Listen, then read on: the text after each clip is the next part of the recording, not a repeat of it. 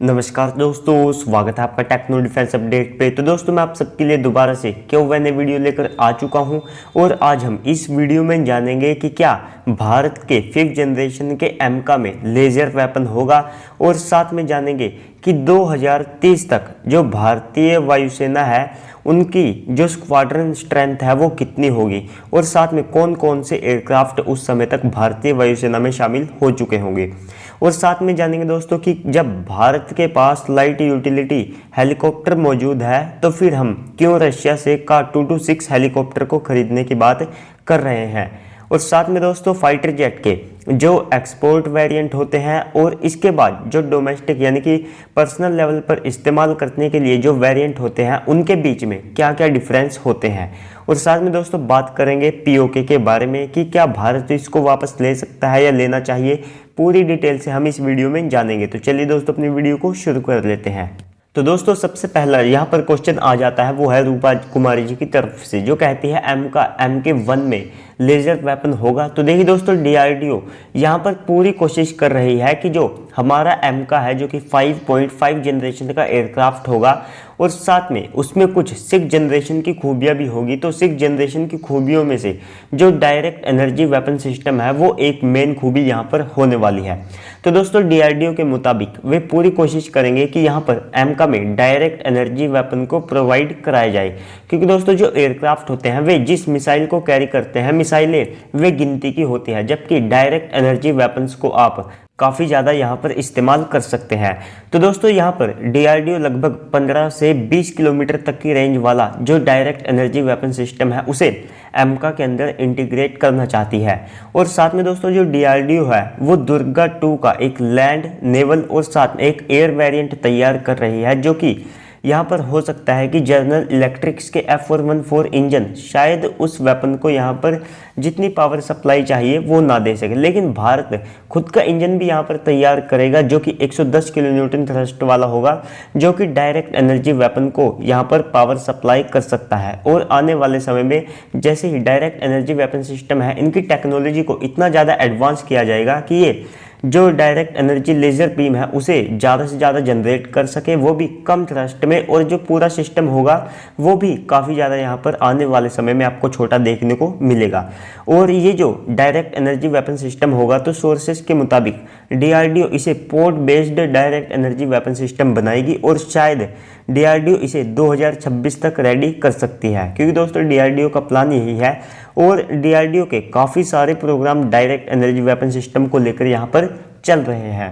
तो जो हमारी डीआरडीओ है वो सॉफ्ट किल और हार्ड किल दोनों तरह के सिस्टम के ऊपर यहाँ पर काम कर रही है। अगर दोस्तों आप चाहते हैं कि भारत के जितने भी डायरेक्ट एनर्जी वेपन सिस्टम है उनके ऊपर मैं वीडियो बनाऊं तो मैं ज़रूर से बना दूंगा, आप कमेंट सेक्शन में मुझे बता दीजिएगा। तो दोस्तों अगला क्वेश्चन यहाँ पर आ जाता है नोबिता जी की तरफ से, जो कहते हैं please tell us about India squadron strength in 2030। तो देखिए दोस्तों इंडियन एयरफोर्स अपनी स्क्वाड्रन स्ट्रेंथ को बनाए रखने के लिए काफ़ी ज़्यादा स्ट्रगल यहाँ पर कर रही है, जिसमें MiG-21 को 2024 तक यहाँ पर इस्तेमाल किया जाएगा, जो कि कितना ज़्यादा पुराना फाइटर जेट आप सबको भी पता है। लेकिन आने वाले समय में यहाँ पर जो चीज़ें हैं वे काफ़ी ज़्यादा तेज़ी से बदलेगी। तो ऐसे में फ्यूचर में जो इंडियन एयरफोर्स है वे काफ़ी ज़्यादा बड़े नंबर में जो एयरक्राफ्ट है उसको यहाँ पर इंडक्ट करेगी, जिसमें तेजस MK1A, तेजस MK2, राफेल, एमका जैसे फाइटर जेट यहाँ पर शामिल होंगे। तो दोस्तों ऐसे में 2030 तक जो भारतीय वायुसेना है उनके पास लगभग 280 Sukhoi 30 MKI, 85 MiG-29 UPG, 54 Miraj 2000 और 80 के आसपास जो जैगवार एयरक्राफ्ट हैं ये मौजूद रहेंगे। 36 राफेल की जो डिलीवरी है वो 2022 तक कंप्लीट हो चुकी होगी। 40 तेजस MK1 और 83 तेजस MK1A यहाँ पर इंडियन एयरफोर्स को मिल चुके होंगे। और इसके बाद जो लगभग 64 के आसपास तेजस MK2 है वे भी 2030 तक यहाँ पर मिल चुके होंगे। और जो 72 राफेल है या 36 राफेल है उनका भी ऑर्डर यहाँ पर दिया जा सकता है MMRC डील को कैंसिल करके।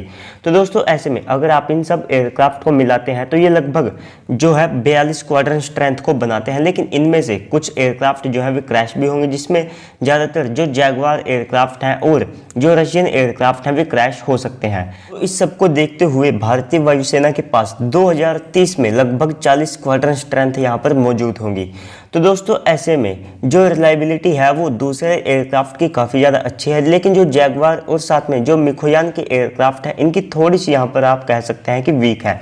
और हालिया कुछ अपडेट्स के मुताबिक इंजन ना होने के कारण जो जैगवार एयरक्राफ्ट है उन्हें जल्द ही इंडियन एयरफोर्स के बेड़े से यहाँ पर निकाल दिया जाएगा, यानी कि उन्हें रिटायर कर दिया जाएगा। और यहाँ पर जो तेजस MK2 है उसके काफ़ी ज़्यादा मैसिव ऑर्डर यहाँ पर दिए जा सकते हैं। तो ये मतलब कि चीज़ें काफ़ी ज़्यादा यहाँ पर आने वाले समय में कॉम्प्लेक्स होने वाली है। तो दोस्तों अगला क्वेश्चन यहाँ पर आ जाता है धर्मेश जी की तरफ से, जो कहते हैं लाइट यूटिलिटी हेलीकॉप्टर है तो रशिया से कमाऊ 226 हेलीकॉप्टर क्यों ले रहे हैं। इस डील के तहत रशिया से 200 हेलीकॉप्टर्स को लिया जाना था। तो ये डील काफ़ी ज़्यादा लंबे समय से, काफ़ी सालों से जो यहाँ पर है लटकी हुई है। तो ये डील भारत के चीता और चेतक लाइट यूटिलिटी हेलीकॉप्टर को रिप्लेस करने के लिए की जानी थी।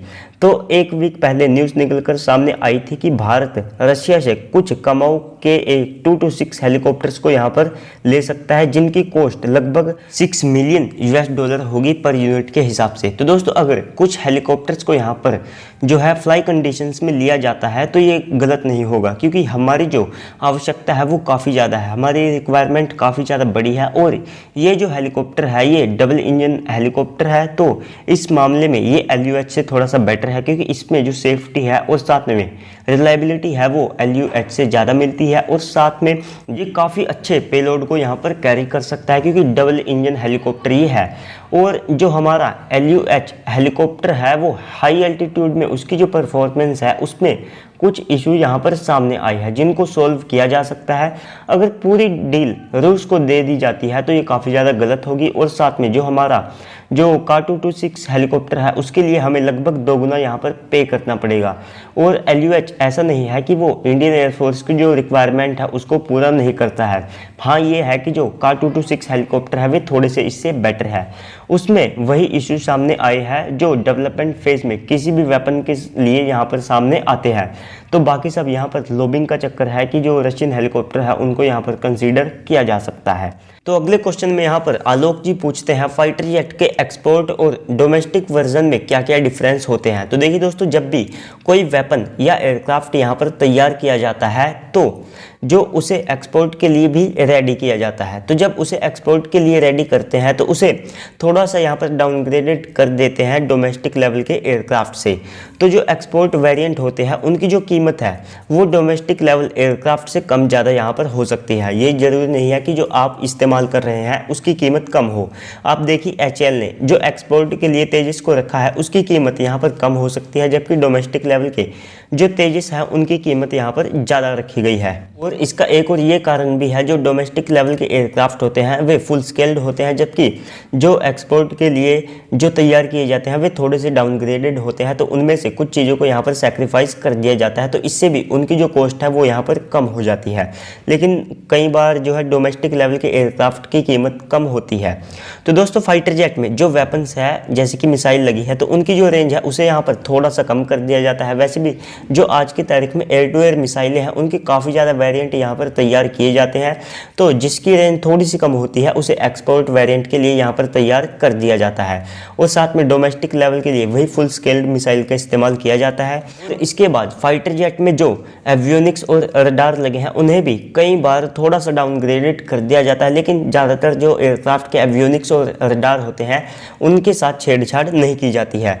और मिसाइल के जो टॉप वेरिएंट है उन्हें एक्सपोर्ट के लिए नहीं रखा जाता है, और इसी के साथ कुछ माइनर चेंजेस ही यहाँ पर किए जाते हैं। तो अगले क्वेश्चन में जो वाइंस पूछते हैं मिशन POK का क्या हुआ, क्या मोटा भाई को ये दोबारा से याद दिलाना पड़ेगा। तो देखिए दोस्तों, कुछ एक्सपर्ट्स यहाँ पर कहते हैं कि जो POK है उसे अगर आप भारत में दोबारा से मिला लेते हैं तो वो भारत के लिए इतना ज़्यादा फ़ायदा नहीं पहुँचाएगा, क्योंकि सबसे पहले तो वहाँ पर अच्छी खासी संख्या में जो एंटी इंडियंस है वे रहते हैं। जैसे कश्मीर में कुछ अलगाववादी नेता यहाँ पर पाए जाते हैं, और इसके बाद POK पर अच्छा खासा खर्च भी भारत को करना पड़ेगा, काफ़ी सारे संसाधनों को यहाँ पर POK में झोंकना पड़ेगा।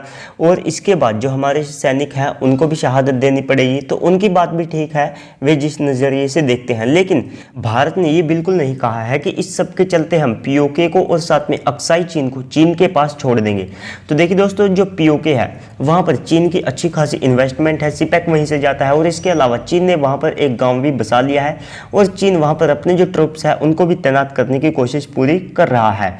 तो यहाँ पर इस सब को देखते हुए हमें आने वाले समय में जो चीन है उससे भी भिड़ना पड़ सकता है। तो 2030 तक शायद भारत जो है वो इन दोनों पर हमला ना करे। हाँ, पाक की वजह से वैसे पीओके लपेटे में आ जाए वो अलग बात है, लेकिन 2030 के बीच जो प्रेडिक्शंस है उनके मुताबिक भारत शाइन करेगा। तो भारत इस मौके को गंवाना नहीं चाहता है और आर्थिक और सैन्य शक्ति भारत की काफ़ी ज़्यादा इस समय बढ़ने वाली है और वापस हमें पीओके लेना है। तो हमें अपनी तैयारी को चीन को देखते हुए यहाँ पर करना पड़ेगा। तो दोस्तों, जो पीओके है, अगर आप चाहते हैं इसके ऊपर एक डिटेल्ड वीडियो बनाऊँ तो मैं बना दूंगा, क्योंकि ये जो टॉपिक है ये काफ़ी ज़्यादा लंबा टॉपिक है। तो ऐसे में हर जो पीओके है उसके दो पहलू हैं, उसे लाने के क्या क्या फ़ायदे होंगे, नुकसान क्या होंगे। हालांकि दोस्तों, नुकसान तो यहाँ पर बिल्कुल भी नहीं देखा जाएगा, वो हमारी ज़मीन है तो उसे हम लेंगे। तो दोस्तों, आपको ये वीडियो कैसी लगी कमेंट सेक्शन में लिखना बिल्कुल भी मत भूलिएगा और साथ में चैनल को सब्सक्राइब करके बेल आइकन को भी दबा दीजिएगा, ताकि आपको ऐसी ही डिफेंस से रिलेटेड जितनी भी वीडियोस है वे मिलती रहे। और साथ में अगर आप भी अपने क्वेश्चंस के आंसर चाहते हैं तो आप उसे भी कमेंट सेक्शन में लिख दीजिएगा। और सेकंड, चैनल के ऊपर दो वीडियो आ चुकी है तो आप उन्हें भी जाकर देख लीजिएगा, जो लिंक है वो मैंने डिस्क्रिप्शन में डाल दी है। और साथ में इंस्टाग्राम के ऊपर भी जाकर मुझे फॉलो कर लीजिएगा, वहाँ पर भी मैं डेली यहाँ ऐसी ही अपडेट देता रहता हूँ। तो मिलते हैं अगली वीडियो में, तब तक के लिए गुड बाय, जय हिंद।